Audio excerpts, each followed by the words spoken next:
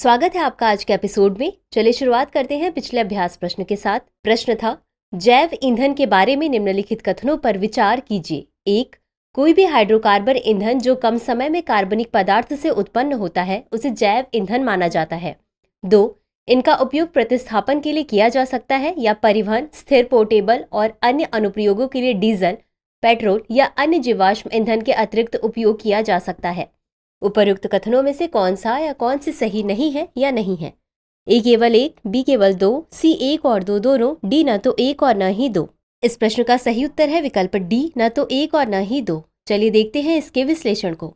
कोई भी हाइड्रोकार्बन ईंधन जो किसी कार्बनिक पदार्थ, जीवित या कभी जीवित रही सामग्री से एक कम समयावधि में उत्पन्न किया जाता है, जैव ईंधन कहा जाता है।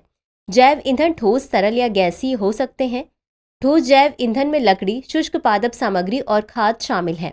तरल जैव ईंधन में बायो एथेनॉल और बायोडीजल शामिल है। गैसीय जैव ईंधन में बायोगैस शामिल है।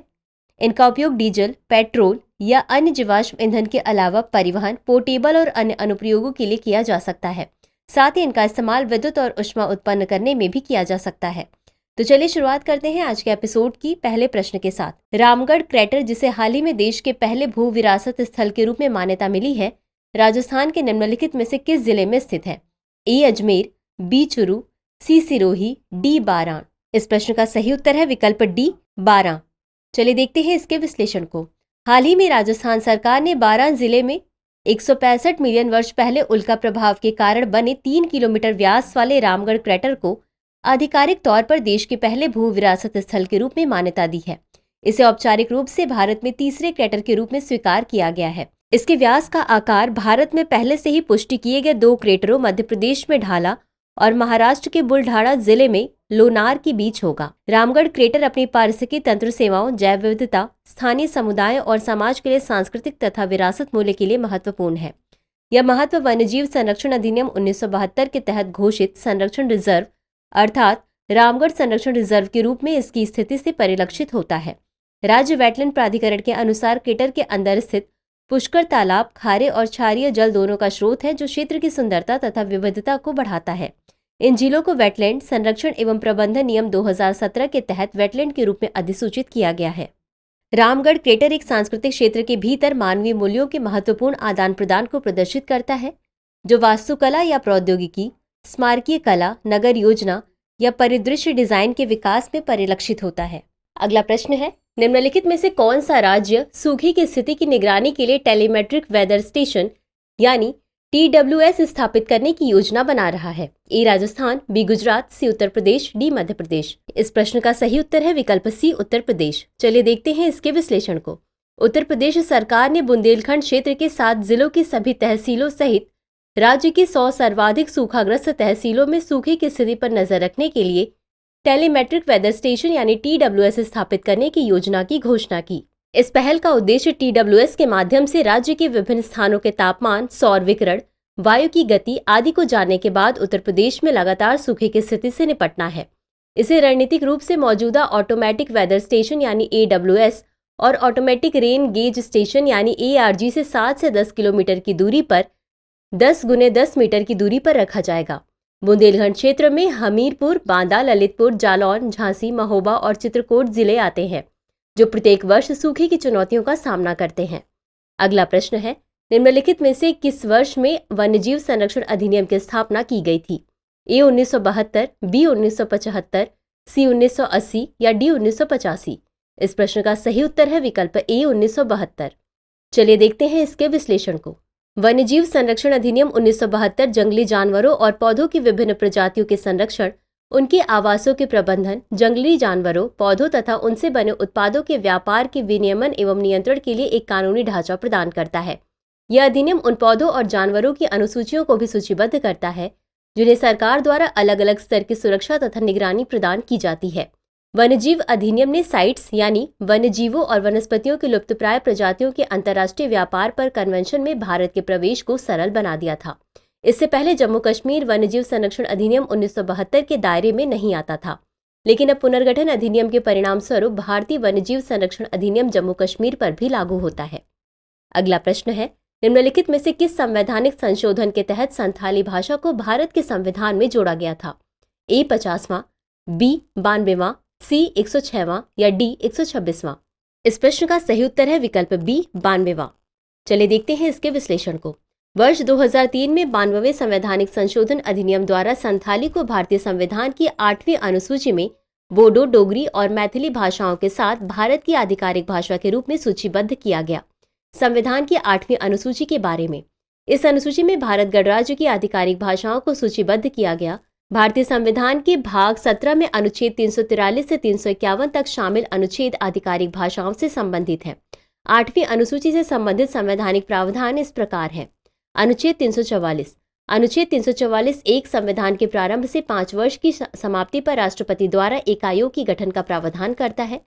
अनुच्छेद 351 यह हिंदी भाषा का विकास करने हेतु इसके प्रसार का प्रावधान करता है ताकि यह भारत की मिश्रित संस्कृति के सभी घटकों के लिए अभिव्यक्ति के माध्यम के रूप में काम कर सके। हालांकि यह ध्यान देने योग्य है कि किसी भी भाषा को 8वीं अनुसूची में शामिल करने के लिए कोई निश्चित मानदंड निर्धारित नहीं है। अगला प्रश्न है, मानकी मुंडा छात्रवृत्ति योजना किस वर्ष अधिनियमित की गई? ए 2021, बी 2022, सी 2023, डी 2024? इस प्रश्न का सही उत्तर है विकल्प डी 2024। चलिए देखते हैं इसके विश्लेषण को। मानकी मुंडा छात्रवृत्ति योजना 14 मार्च 2024 को झारखंड सरकार द्वारा शुरू की गई। मानकी मुंडा छात्रवृत्ति योजना के तहत छात्राओं को डिप्लोमा पाठ्यक्रमों के लिए 15,000 रुपये प्रतिवर्ष और इंजीनियरिंग पाठ्यक्रमों के लिए 30,000 रुपये प्रतिवर्ष मिलेंगे। इसका उद्देश्य आर्थिक रूप से कमजोर वर्ग की छात्राओं को उच्च शिक्षा की ओर बढ़ावा देना है। अगला प्रश्न है, गुरुजी स्टूडेंट क्रेडिट कार्ड योजना के बारे में निम्नलिखित कथनों पर विचार कीजिए। 1. यह योजना 14 मार्च 2024 को झारखंड सरकार द्वारा शुरू की गई थी। 2. इस योजना के तहत छात्रों को अधिकतम 15 लाख रुपए का लोन मिलेगा। उपर्युक्त कथनों में से कौन सा या कौन से सही है या सही है?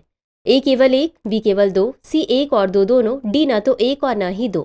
इस प्रश्न का सही उत्तर है विकल्प सी 1 और 2 दोनों। चलिए देखते हैं इसके विश्लेषण को। गुरुजी स्टूडेंट क्रेडिट कार्ड योजना 14 मार्च 2024 को झारखंड सरकार द्वारा शुरू की गई। इस योजना के तहत विद्यार्थियों को अधिकतम 15 लाख रुपए का कर्ज मिलेगा। उन्हें बैंकों के जरिए लोन उपलब्ध कराया जाएगा। इस राशि का अधिकतम 30% नॉन इंस्टीट्यूशनल कार्यों यानी रहने खाने के खर्च सहित के लिए मिलेगा। विद्यार्थियों को 4% सिंपल रेट ऑफ इंटरेस्ट चुकाना होगा। बाकी के ब्याज का पैसा इंटरेस्ट सबवेंशन के रूप में राज्य सरकार चुकाएगी। अगला प्रश्न है, संयुक्त राष्ट्र पर्यावरण कार्यक्रम यानी यूएनईपी की स्थापना किस वर्ष की गई थी? ए 1970, बी 1972, सी 1978, डी 1982? इस प्रश्न का सही उत्तर है विकल्प बी 1972। चलिए देखते हैं इसके विश्लेषण को।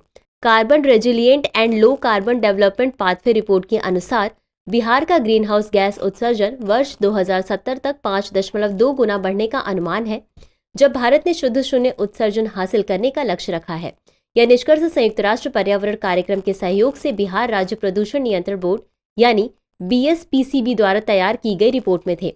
बिहार सरकार ने फरवरी 2021 में जलवायु लचीले और कम कार्बन विकास मार्ग के लिए रणनीति तैयार करने की प्रक्रिया शुरू की थी। चलिए अब जानते हैं संयुक्त राष्ट्र पर्यावरण कार्यक्रम यानी यूएनईपी के बारे में। यह 5 जून 1972 को स्थापित एक अग्रणी वैश्विक पर्यावरण प्राधिकरण है। यह वैश्विक पर्यावरण एजेंडा निर्धारित करता है। यह संयुक्त राष्ट्र प्रणाली के भीतर सतत विकास को बढ़ावा देता है और वैश्विक पर्यावरण संरक्षण के लिए एक आधिकारिक वकील के रूप में कार्य करता है। अगला प्रश्न है, खूनी भंडारा यूनेस्को की अस्थायी सूची में शामिल 6 विरासत स्थलों में से एक निम्नलिखित में से किस राज्य में स्थित है? ए उत्तराखंड, बी बिहार, सी राजस्थान, डी मध्य प्रदेश? इस प्रश्न का सही उत्तर है विकल्प डी मध्य प्रदेश। चलिए देखते हैं इसके विश्लेषण को। हाल ही में मध्य प्रदेश के 6 विरासत स्थलों को संयुक्त राष्ट्र शैक्षिक, वैज्ञानिक और सांस्कृतिक संगठन यानी यूनेस्को की अस्थायी सूची में शामिल किया गया है। नई सूची में शामिल स्थलों में ग्वालियर का किला, धमनार का ऐतिहासिक समूह, भोजेश्वर महादेव मंदिर, चंबल घाटी के रॉक कला स्थल, खूनी भंडारा, बुरहानपुर और रामनगर, मंडला का भगवान स्मारक शामिल है। वर्ष 2010 में भूमिगत जल संरचना खूनी भंडारा को यूनेस्को की विश्व धरोहर की सूची में शामिल करने के प्रयास शुरू किए गए। वर्ष 2013 में यूनेस्को की एक टीम इस संरचना को देखने आई थी। उनके द्वारा बताई गई सभी कमियों को दूर किया गया। अब जिला प्रशासन, नगर निगम प्रशासन और मध्य प्रदेश सरकार ने यहां सुविधाएं मुहैया कराने के लिए कार्य योजना तैयार की है। खूनी भंडारा यह एक भूमिगत जल प्रबंधन प्रणाली है जिसमें मध्य प्रदेश के बुरहानपुर जिले के ऐतिहासिक शहर बुरहानपुर में निर्मित 8 वाटर वर्क्स शामिल हैं। बुरहानपुर की ये मुगलकालीन जल संरचनाएं भारत के सबसे महत्वपूर्ण ऐतिहासिक जल प्रणालियों में से एक है। बुरहानपुर में इन जल प्रणालियों का निर्माण औरंगाबाद और बीदर के मौजूदा ऐतिहासिक शहरों की तरह ही फारसी कनात दृष्टिकोण पर वर्ष 1615 में किया गया था। आगे बढ़ने से पहले बता दें कि इस होली के अवसर पर 21 से 24 मार्च तक दृष्टि लर्निंग ऐप पर उपलब्ध सभी online pen drive courses, test series, books और DLP पर 50% तक की छूट है।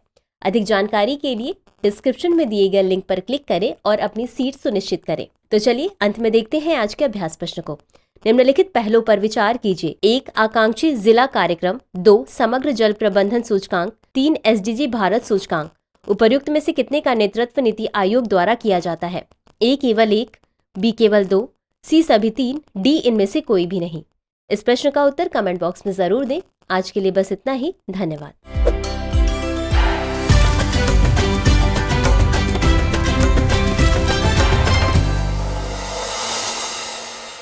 डियर व्यूअर्स, अपने एग्जाम की तैयारी को और बेहतर करने के लिए हमारे चैनल को लाइक, शेयर और सब्सक्राइब करना न भूलें।